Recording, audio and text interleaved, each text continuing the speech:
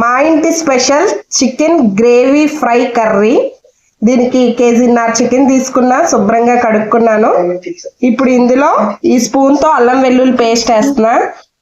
ఈ పీసెస్ కి సరిపోయినంత సాల్ట్ వేస్తున్నా. 1 టీ స్పూన్ పసుపు, ఒక 2 స్పూన్లు కారం వేస్తున్నా.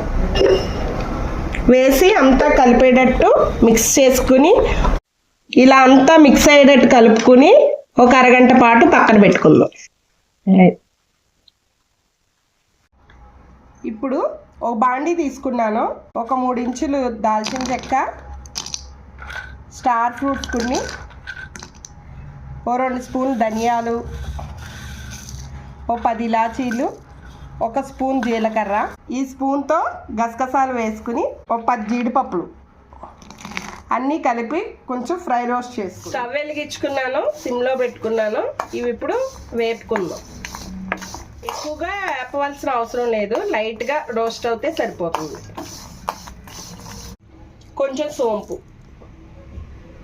ఒక గుప్పుడు కరివేపాకు కూడా వేసుకుని వేయించుకుందాం.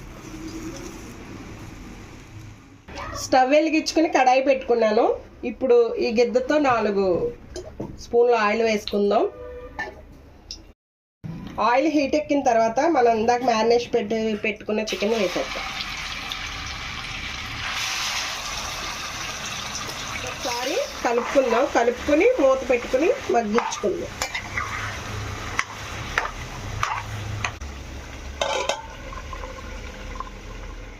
ఇప్పుడు మూత తీసి చూద్దాం. బాగా పీసెస్ కుక్ అయిపోయినాయి. ఇందాక మనం పీసుల్లో కారం యాడ్ చేసుకున్నాం కానీ సరిపోలేదు. ఇప్పుడు కొంచెం యాడ్ చేసుకుందాం. 1 స్పూన్ వేసాను.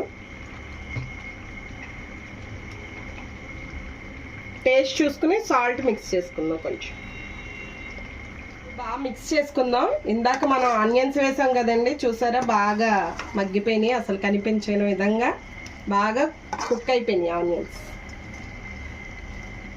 మరి ఒక 15 నిమిషాల పాటు ఇలాగా కొంచెం సెమీ సిమ్లో పెట్టుకుని ఫ్రై చేసుకుందాం. ఇప్పుడు మూత తీసి చూద్దాం. ఇందాక మనం రెడీ చేసుకుని ఉంచుకున్నాం కదండి మసాలా దినుసులు పౌడర్ చేసుకుని, ఇప్పుడు ఆ పౌడర్ మిక్స్ చేద్దాం. ఒక 3 స్పూన్లు వేద్దాం.